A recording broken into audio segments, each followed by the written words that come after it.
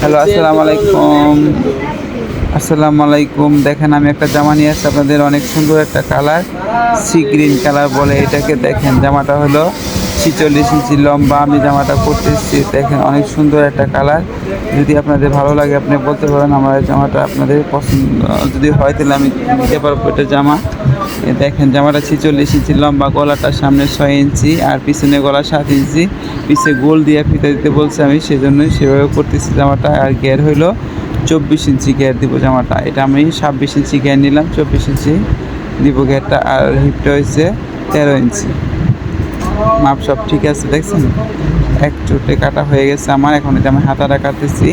হাতাটা হইলো এই যে লেস সমান সমান করে কেটে দিচ্ছি আমি। দেখেন এই তো হয়ে গেল কাটা, দেখছেন। এটা আমি 4 বাস করে এখন আমি হাতাটা কাটবো। হাতাটা হয়েছে 17 ইঞ্চি হাতা।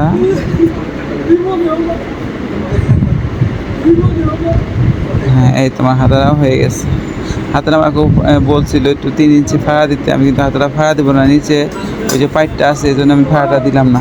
উনি হাতাটা ফাড়া দিয়া ফুল লাগাইতে বলছে, আমি এটা পারলাম না, হাতাটা এভাবে দিয়ে দিলাম। এই তো হয়ে গেছে।